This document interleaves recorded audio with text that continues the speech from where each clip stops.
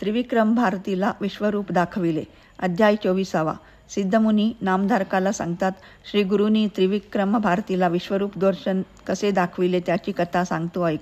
कुमशी ग्रामामध्ये राहणारा त्रिविक्रम भारती नावाचा एक महामुनी श्री गुरूंची अशी कीर्ती पसरलेली ऐकून सर्व लोकांजवळ श्री गुरु हे धांबिक संन्यासी आहेत असे बोलू लागला.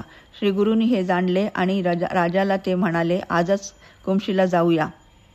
राजाने सर्व सैन्य शृंगारून तयार केले आणि पालखीमध्ये बसून नाना वाद्य गजरामध्ये श्री गुरुमूर्ती कुमशी ग्रामाप्रत आली.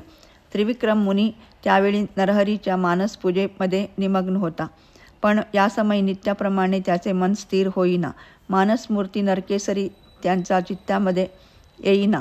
आपले तपफळ व्रता गेले म्हणून मुनी चिंताग्रस्त झाले. इतक्यामध्ये आपली मानसपूजेची मूर्ती नरसिंहच समोरून येत आहे असे त्यांना दिसू लागले. सर्व सैन्य दंडाधारी यतिरूप असलेले त्यांना दिसू लागले. त्रिविक्रम मुनी तत्काळ आपल्या आसनावरून उठले आणि धावत जाऊन श्री गुरुची साष्टांग प्रणिपात केला. मुनीला भ्रांती झाली. सर्वच सैन्य एकासारखे दंडधारी यती दिसू लागले. भ्रांत झालेला मुनी करुण वाणीने बोलू लागला, त्रिमूर्ती जगद्गुरु, तू आपले निजरूप मला दाखव. तू सर्वाभूती व्यापक आहेस म्हणून सर्वच यतिरूप नरसिंहमूर्ती दिसू लागले आहेत.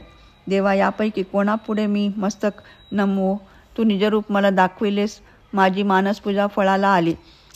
मुनीची करुणावाणी ऐकून श्रीगुरु प्रसन्न झाले आणि त्या सर्व सैन्यामध्ये श्रीगुरूची निजमूर्ती त्याला व्यक्त दिसू लागली. भक्तवत्सला श्रीगुरुनाथा, आपण त्रिमूर्तीच्या अवतार नरसिंह सरस्वती आहात.